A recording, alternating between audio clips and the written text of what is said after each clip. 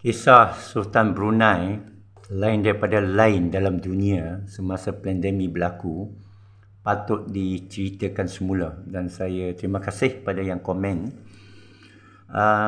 Saya pertama kali bersua Sultan Brunei ialah semasa saya diterbangkan ke Brunei business class untuk hadiri dan menasihati bab ERP lah, bab sumber terbuka perisian di conference halal di Brunei lah. Mereka belanja banyak duit. Saya keluar surat khabar di Brunei, saya bagi cadangan Google, Brunei boleh jadi Google halal hub dunia. Saya pun tak tahu apa jadi dengan idea tu lah. Bagaimanapun semasa pandemik atau masa khusus tu, seminar tu, conference tu, saya solat di Brunei. Brunei kecil lah kan, rakyat dia pun berapa ratus ribu saja, ada 2 masjid besar kot. Jadi 50% akan bersua dengan Sultan. Dan memang Sultan Brunei menghadiri masjid yang saya pergi tu, dan saya terkejut kerana orang membentuk 3 baris untuk sampai ke baris depan menyambut Sultan Hassan Bolkiah. Dia salam dengan setiap orang. Cuba fikir, awak salam dengan dekat 1000 orang. Setiap orang, sejam tu. Dia sampai kat saya baris ketiga. Saya tengah rakam dalam YouTube lama saya. Dia dah salam satu baris, dia balik. Salam baris kedua, dia balik. Salam baris ketiga, lepas tu dia hala sebelah sana.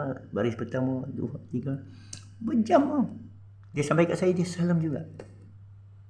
Itu, saya terdengar lah orang kata, raja itu dia turun bawah jumpa rakyat. Kerana tanpa rakyat, siapalah dia. Ini betul raja mainkan peranan sebagai amir, sebagai pemimpin, berdaulat. Ya? Daulah negara dengan ada amir, pemimpin. Bukan yang dipilih manusia, sistem demokrasi manusia. Dan kita tengok, inilah semasa pandemik, satu contoh luar biasa, tapi yang patut. Bukan ditunjuk oleh negara demokrasi, bukan ditunjuk oleh negara kapitalis, bukan ditunjuk oleh negara komunis. Satu negara kesultanan Islam, Melayu Islam, Sultan Brunei. Yang kita tahu dia pendidikan barat, dia rapat dengan barat, rapat dengan Ratu Elizabeth. Tapi bab pandemik, apa dia buat? Langsung dia tak akur dengan SOP penutupan masjid. Dia tak tutup masjid. Dia tak akur dengan SOP tu yang kata tutup ekonomi, tutup semua, nak bagi jahanam ekonomi. Walaupun dia kecil, tak ada kesan sangat, dia kaya minyak. Tapi dia jadi cahaya dan kegelapan. Apa dia suruh? Orang pergi masjid, solat hajat, solat minta daripada Allah, baca wirid, baca zikir. Dan dia arahkan majlis agama, ajar mereka kalau mereka tak tahu baca. Itu sajalah saya nak sampaikan ini. Akan terbangkit dan semoga bab IDG ni, IHR ni, kita nak tengoklah petunjuk daripada Sultan Brunei. Tapi Allah dah buktikan dalam pandemik yang lepas. Satu contoh, sampai bila Syekh Sufi saya tarik kat saya, ada sebut, dia tulis satu buku Kesultanan, The Sultanate, dan dia beritahu bahawa kekhalifaan tu kena kembali. Saya masa belajar dan mengambil zakat dengan dinar dirham, Syekh Sufi, satu kali Sufi yang membawa dinar kepada dunia, itu tak apalah, itu jasa amal jariah, tak apa. Tapi saya ingat ajaran dia, kata-katanya. Dia namakan murid-murid kanan dia dengan Bey, Rais, Pasha, gelaran di sekeliling Kesultanan Osmania, Kekhalifan Osmania.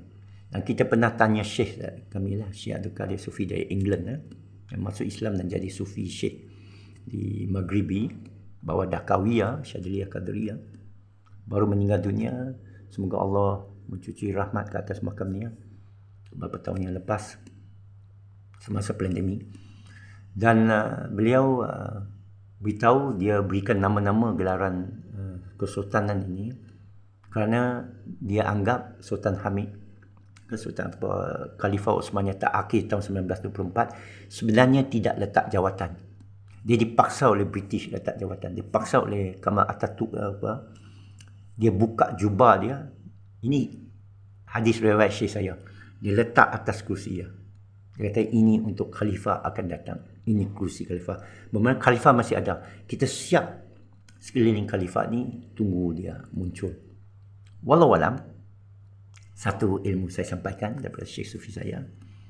Dia tulis tentang Sultan ni. Dia tulis banyak buku. Root Islamic Education At-Tarbiyah Islamiyah Al-Asliyah, itu kembali kepada Amal Madinah, itu Antum Khairutu Ummah. Kita ikut mazhab Maliki kerana dia merakamkan Al-Muwatta, mutawatir 40 sahabat amalan dia di Madinah. Ada masjid, ada suk, ada kabilah, ada kirat, tidak makan gaji jadi hamba, berniaga berdagang. Itu fatwa terakhir Syekh Sufi saya. Dan dia kata satu jalan kembali yang melalui kesultanan. Harus disatukan balik kesultanan. Rakyat baiat balik dengan sultan.